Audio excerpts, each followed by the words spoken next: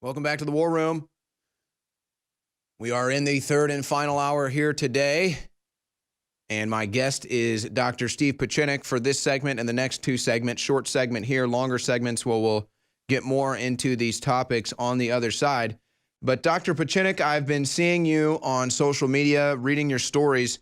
You've been pretty outspoken about this Florida shooting. You're fed up, but not from the same angle as the high school students. You're fed up from a different angle. Dr. Pieczenik, thanks for joining us today. What is on your mind right now while you're seeing the coverage of the Florida shooting? Well, it goes back to Sandy Hook. The prima facie evidence is the story of a made-up individual, Adam Lanza, who had autism, surprise, and was assisted by his mother in shooting on an everyday basis in Newtown, which is a very wealthy town in Connecticut, similar to Parkland, which is a very wealthy town outside of Boca Raton. So you have the similar storylines. You have the FBI once again with clues. Maybe they were there, maybe they weren't. Somehow they get involved. Somehow the FBI is in disaster. They can't do anything right. And suddenly their name comes up. What happens is this is the repetitive, inane story of a false flag. Now, if the government insists on continuing to create false flags, whether it's 9/11 and the third building somehow falls down, and they want to insist that Newtown people died, 20 children died, and 6 adults died because of a kid who had autism and was practicing with his rifle. And then years later, the FBI gives an even more absurd analysis that was done by an inane psychiatrist who trained before me in mass mental health, who admitted he lied, and his supervisor admitted he lied. At Yale University, where they received millions of dollars, where Newtown received millions, and the same thing in Parkland, where the chancellor of schools just amazingly received hundreds of thousands of dollars before this occurred. It's in Debbie Wasserman Schultz, this totally inept, corrupt politician who we know from Miami.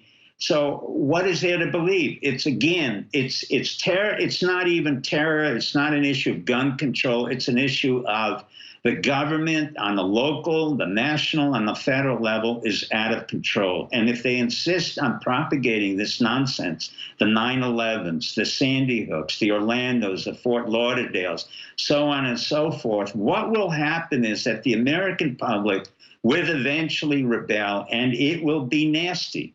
The real outcome will be far nastier than anybody realizes. The FBI is completely incompetent. Mueller, Comey, there's no question about it. I said it from the first day. It was incompetent when it was started by J. Edgar Hoover, a cross-dresser, a homosexual, a sex pervert. I mean, it was absurd. The FBI has no role in modern-day America. You have ICE that's taken over, Homeland Security that's taken over. You have all other kinds of bureaus. Even the CIA works domestically now, using the FBI as a cover for them. So the issue at hand is we have a far greater problem than the nonsense about gun control, and that is that our high school seniors and students are totally unprepared. They don't speak another language. They are not very well educated. They cannot compare to Chinese students. They can't compare to Russian students. European students are far better in many, many skills than our American students. They're failing. And when they get to college, they're pathetic. And in turn, what we have is not a problem in the gun control. We have a problem in education. Our teachers are bad. The unions are bad. And so there's a major distraction that's going on from the underlying issue, which is... All right, Dr. Pieczenik, thanks a lot. You just put me in a headlock, an armbar, and a four-figure leg lock for one segment, just to set us up for the next two segments. So thanks a lot for that, Steve. We'll be right back with Dr. Pieczenik on the other side. Don't go anywhere. Gulf of Tonkin, false flag. JFK's assassination, false flag. September 11, 2001, false flag. Now Sandy Hook and the Parkland High School shooting, false flag. Oh, I'll hear it for that. That's for sure.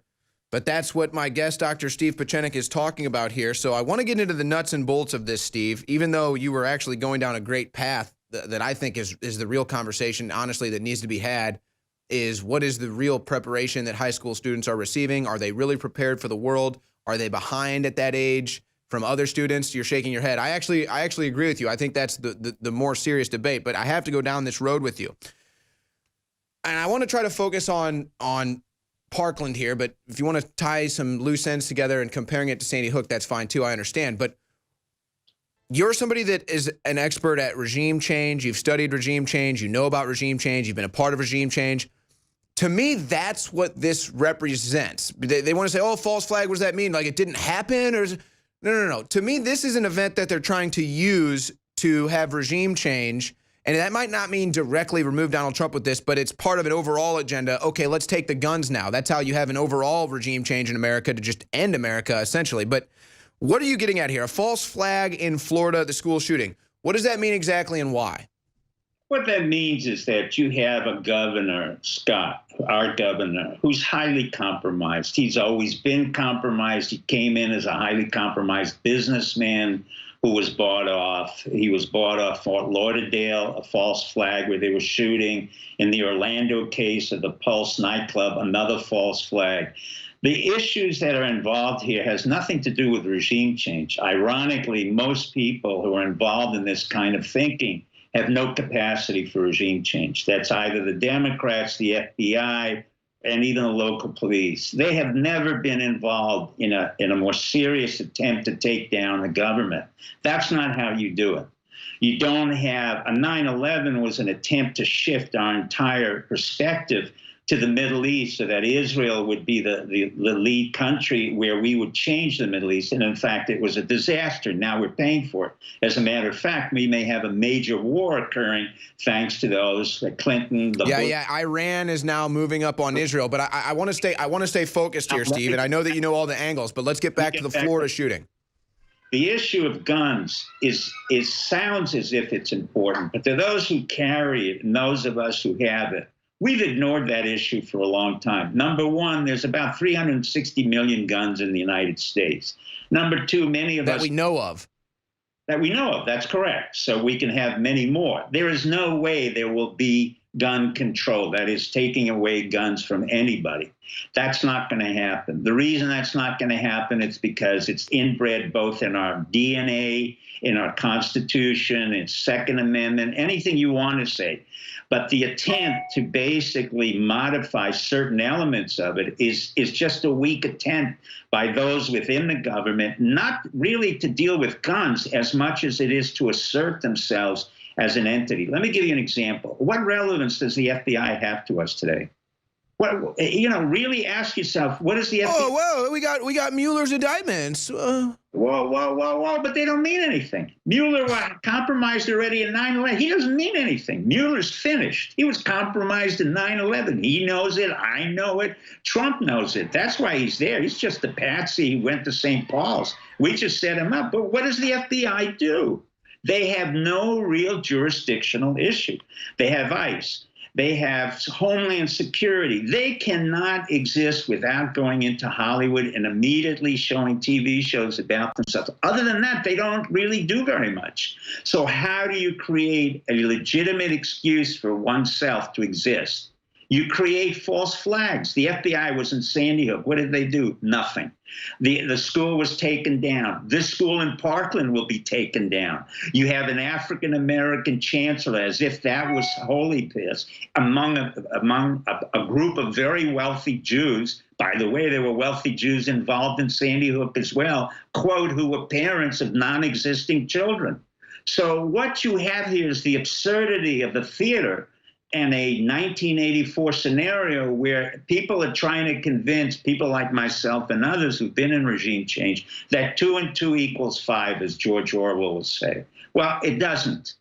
And a third building in 9/11 can't just fall down. Well, wait a second. I agree with you, and that's why I want to talk about this, because there's so much confusion about this. It's like it's painstaking just to cover. Eyewitnesses saying multiple shooters. Well, are they plants? Are they false flags? I don't know. You've got the fact that, this one leading student activist His father is in the FBI. Right. He's also got weird tapes where he's clearly reciting his lines or whatever. They're editing it together to get him prepared for the news. So you got all this stuff. But I mean, but this is where I think people get lost, Dr. Pieczenik. This is why people give us a hard time over Sandy Hook and the whole thing, because it's always the same argument. People died. People lost their lives. Why are you so insensitive? Well, it's about a bigger issue here. So what do you think? I mean, what do you think happened at Florida? I mean, what do you think happened at the high school that day?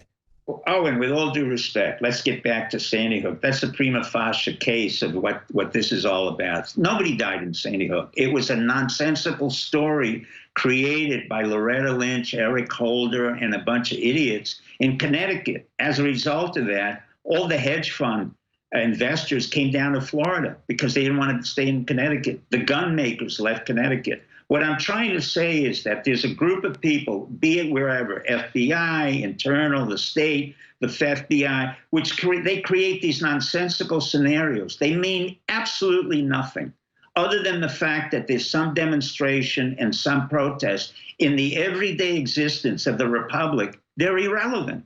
And what happens is they force somebody like you or Alex Jones in particular with the Megyn Kelly interview to basically admit that somebody died. No one died. No one died at all. But that's not the point. The point is that the narrative is what has to keep going on. And in cases like me where I'm saying, look, I write narratives. I create institutions. I'm not interested in your narrative. I'm interested in focusing on other elements of our republic, which are far more important than the elements. It's a distraction. It's a distraction from what's going in the stock market. It's a distraction what's going on in the lack of education. It's a distraction that we have an imminent war, possibly in the Middle East, with Israelis attacking Iran and Iran having a northern frontier. No one talks about it. And so what happens is a smart guy like you who's trained in media and psychology, you're trained in media and psychology. In the best of worlds, you could have been a great CIA operative. I wouldn't even say that now. Because yeah, would you quit selling me that bill of goods, Steve? But it's true. You would be the top. We had a whole division for guys like you. We call it sluts and nuts. People with profiles of all the people who were crazy or did abnormal things. We had an Owen Schroyer. And I'd go to Owen Schroyer and I would say, okay, show me the profile on the sluts and nuts and let me operationalize it. So what's happening now, Owen, is that you're getting distracted, as others are, from the real story. What do we have today? Bibi is going to be indicted. They're going to throw out this prime minister of Israel. Yeah, now the cops are coming after him too. That's correct. Well, the cops already incriminated him for corruption. He is corrupt. From the day he came from MIT, where I went, he went to the same years. He and our friend Romney were in cahoots. So why did Netanyahu's been in office over 20 years? Why doesn't he just step down? He doesn't want to. He's addicted to the action. He's addicted to his own narcissism. He was not, unlike his brother, he was not a hero. His brother was the hero. He was the hero of Entebbe. Bibi has done nothing. He has gone in and totally is in the process of destroying Israel. In that process, however, the Iranians are coming in. They came into Iraq, into Iran, Iraq, Syria, Lebanon, and building a northern tier war, literally going to the Mediterranean. And is anybody talking about it? Other than one article in the New York Times, which was an excellent article, no one has mentioned the fact that we may be. So is it all about, we're going to get into more of this on the other side, but it sounds to me you're kind of saying, all right, whatever happened here, whatever it is, the bigger story is over here in Iran, where they're trying to change what's going on in the Middle East. All right, we're going to have more of this on the other side with Steve Pieczenik. Don't go anywhere. Welcome back to the War Room. I'm your host, Owen Schroyer. My guest is Dr. Steve Pieczenik. And Steve, I want to get into more of what's going on in the Middle East because it really isn't being talked about. And you've kind of got this rise of tensions, obviously, with Iran and Israel. But then on the other side, also, you've got China with North Korea and the United States kind of reaching ahead, too. So those are kind of the big geopolitical stories that I know you want to talk about it. You can't stop talking about it. Even if I ask you about the dog competition. You somehow tie it into Israel and the Middle East. But I just want to get this. I want to try to get this out of you before we move on to that, okay? Sure, go ahead. Because, look, Steve, here's my problem. People attack us over the Sandy Hook thing. They attack us whenever we cover this stuff, and they say we're insensitive, we're this, that, or the other thing because of the coverage that we take on this stuff, which, yes, it is risky, it is gutsy, but no one else is going to do it, and that's why we do it. But let's just for the sake of let's just stick to the Florida shooting. If you want to tie it into Sandy Hook, but just in the case of the Florida shooting, what is the false flag to you? Is it the actual event is a false flag, or is it the news coverage is a false flag? The event. It goes, okay. The event, you can't separate. Nowadays, you cannot separate the event from the actual coverage. It's one and the same. But in order to create a Parkland event or Sandy Hook or Orlando, Fort Lauderdale, you have to ask yourself, is this governor unusually unlucky more than any other governor among all of the states? Or is there something that's compromised about this governor where we can have 3 different false flags in less than a year? You've got Fort Lauderdale, you got Orlando, which nobody went into, the gay assassinations, nobody ever talked about it subsequently. And now you suddenly have 17 students who were killed with what? And an amazing story. I don't know the bodies. I've never seen any of that. All I know is that these stories become an entity unto themselves. Why is that important? Because people want you to get distracted so you don't have to watch what's going on elsewhere. But how do you explain to someone what they see on TV, Steve? How do you explain to someone what they see with the eyewitnesses? What I say is just turn the channel, you'll see something else. In other words, fiction. Okay. Well, let's say their remote control is broke, Steve. What? Let's say their remote control is broke and they cannot change off the news that's showing these eyewitnesses saying the shooting happened. How do you explain that? I can explain it by simply saying I have people who will swear to you that the planes went into the building and the buildings were going down in 9/11, and there was no explosion whatsoever. There was only an 8-second implosion, and you took See, the whole... okay, I get it. You have moved on. Contrivance can occur anywhere. I can sell anybody any story. The issue at hand is, why does that story have legs when in fact there are no legs to a story and there may be no story? And the answer is, you don't confront them directly. You just say very simply, as anybody would say later on, it's not relevant. Once you say it's not relevant and you move on, then what happens is they say, Jesus, what do I have to do?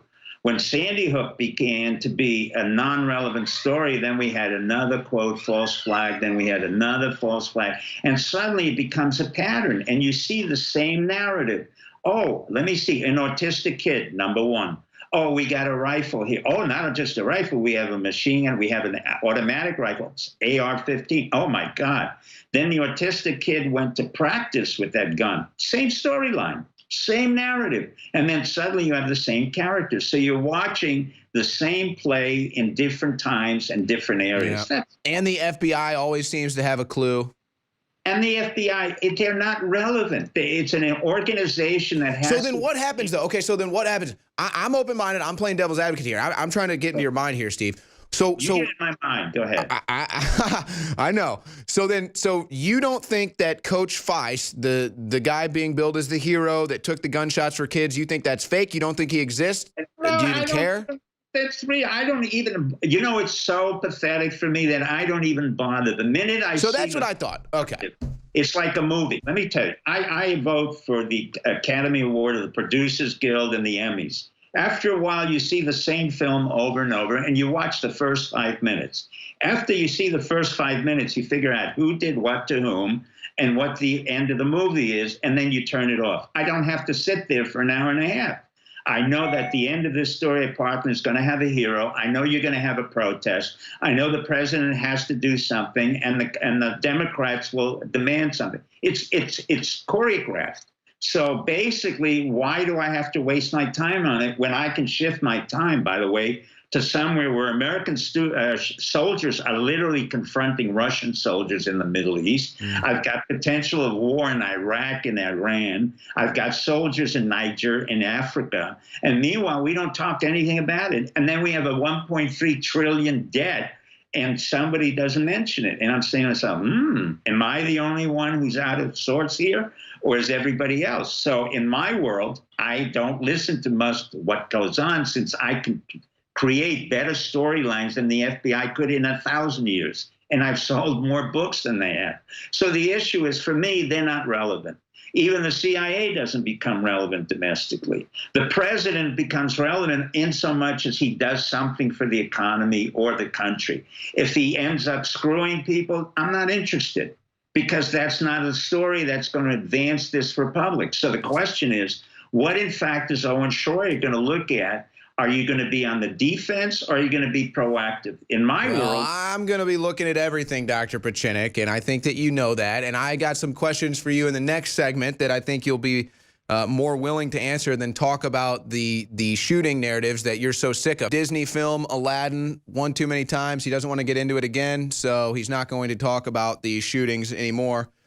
And I get it. I really do understand where you're coming from with this, Steve. Once you've seen it once, you don't need to pay attention to the whole thing when you already know the outcome. Owen, you studied media and personality. One of the things you always have to remember, brainwashing is a various form. If you see it enough time, what happens is you get attuned to this. Instead of reacting and being upset about it, what happens is they don't understand it. It's paradoxical. You tune out. And what's happening, most people are tuning out. That's all. And so the amplification gets louder, but the reality gets smaller. And that's what you're seeing now. All right, Yoda Pieczenik on the war room here. I get it. But what I want to get to now is the bigger issue that you see going on in the Middle East. So you've got a multifaceted issue here where you've got Netanyahu going through his trouble right now with the legal system, the police, the indictments, everybody trying to take him down. So you've got that going on, and then on the other side you have Iran kind of building up this front, forming their own line, encroaching on Israel. I mean, what's going on as Iran is puffing its chest out? Netanyahu is being deflated here. What's going to happen in the next couple months? It's an excellent point. Number one, Israel needs a prime minister, and if Zach or Alejandro can put up the chart, you will see geographically what I mean. Iran is pushing through Iraq, and what you've got is Syria and Lebanon. And what Iran is doing right now is literally building a landline or northern war all the way from Iran into the Mediterranean. That becomes the first time I've ever seen that type of danger, because it's the first time Israel will literally have to confront two countries at the same time. Their IDF, their pilots are formidable, but they have a limited capability basically to hit Lebanon and or Syria. Israelis can get into Syria. They can knock out whatever they need in terms of shipments to Hezbollah. But you have Shiite Hezbollah, you have Shiite Syrian rebels, and you have Shiite IRG, Iranian Revolutionary Guards, all over these countries, basically forming a northern tier or the Northern War. That's the first. But isn't Iran kind of double crossing their own agenda here? Because it seems to me like the United States and the UN would be okay with a regime change in Syria, but if they start encroaching on Israel, they're not going to be okay with that. So how do they win that war? Well, Iran isn't interested in right now what the United States has to have, or the UN. It basically got all of its cash from Obama, thanks to Obama, and it's reconfiguring itself in terms of a industrial empire. In other words, they're building up Boeing, they're building up planes, they're building up all kinds of capacity, and it's the IRG, the Iran Revolutionary Guard, that controls most of this. Iran is literally, for the first time, able geopolitically to insert itself into Syria, having worked with Bashar and having worked with the Russians and even the Turks.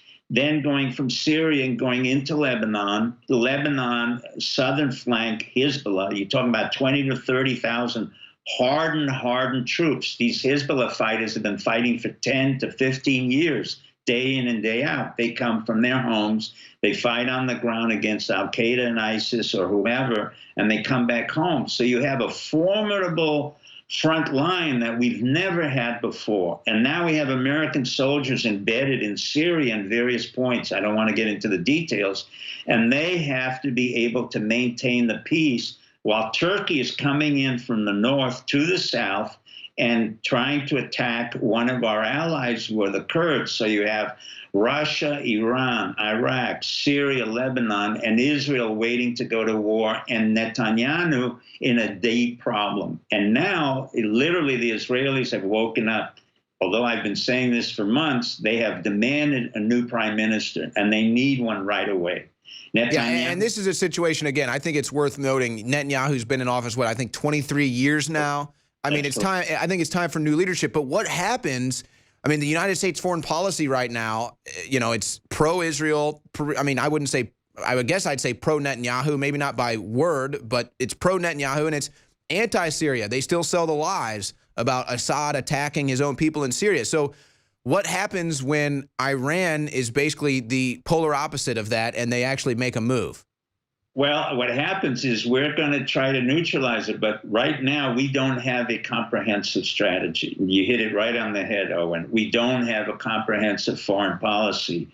Rex Tillerson, our formidable Secretary of State, is working day and night to basically negotiate agreements between Turkey and the Kurds, and then he's flying in to make sure that these Russians are helping us in the Middle East with Syria and Iran. And it's a piecemeal approach, which I wish him the best of luck. But quite frankly, at the same time, Mattis is helping us to maintain a command and control in the Middle East. But we really could be on the verge of a war that we do not want. And that war is going to be really quite catastrophic, because this is the first time Iran has had 2 or 3 countries allied with itself. In other words, Lebanon and Syria. It never had it before.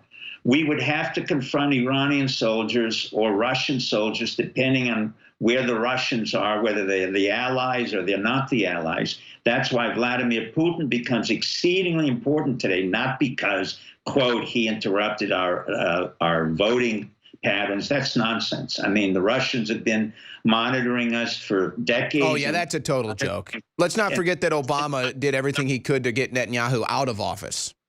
Well, Putin is a very good friend of Israel, and quite frankly, he could play a very important part now. That's what I would request, that Putin come in and act as a statesman in collaboration with Rex Tillerson and Mattis to really bring some peace and stability with Iran. Now, the problem is the Revolutionary Guard has their own capacity to really either accede to Ayatollah Khamenei or not. And Soleimani is the major general who's really quite formidable. Ironically, I think he's of Jewish heritage, but he won't say that. But he is quite formidable as a strategist and a tactician. So Israel is now presented with a real problem. It's not something that they made up. They're presenting it, and they're basically behind the curve. But let's be honest. Let's be honest. If it's Israel's problem, it eventually becomes our problem. So what does the United States do about the Netanyahu push to be removed from office? Did the United States back down from that? Well, it's a good question, Owen. If I were in charge, I would say, Netanyahu, it's time to go. Really, you're not serving You're not serving the best interest of Israel right now. You're basically complicating a very simple issue for us. We need a full-time prime minister who can focus on the issue of preventing a war, not going to war as a distraction, or not sending jets into Palmyra, Syria. See, ironically, I'd spent time in Syria for our people, and I'd spent time in Lebanon. So I know the Hezbollah. I've been in their area in the southern Lebanon. I've been in Syria with the Syrian intelligence and military. You're talking about formidable opponents. At the same time, I know the Israeli capacity, and they're formidable. So you're talking about 3 formidable forces coming together. Meanwhile, Turkey and Russia have to play an important part, as does Rex Tillerson and James Mattis. All right, guys, you can follow Steve Pieczenik on Twitter at Steve Pieczenik, and I know that you've been tweeting out your stories and your links at your account there. I want to ask you one more question before we let you go. This is alluding to something you said earlier. You said Trump was aware of Mueller's involvement as far as the 9/11 investigation and some other things, Rosenstein, Uranium One. So final 30 seconds here. I agree with you. I think that Trump knows all of this, and he is not letting the public know how much he knows. Right. What is Trump's game? Why is Trump playing? Is he being patient right now? Is he playing possum? What do you think? No, he's playing basically agitation propaganda, but he's waiting. He's waiting to see who falls out. And basically, by creating the Twitter noise, he's creating enough distraction to avoid the major issues. Mueller will help him out, and he'll say who falls out within this. All right, there it is. Dr. Steve Pieczenik, thank you so much. StevePieczenik.com. StevePieczenik.com for more information.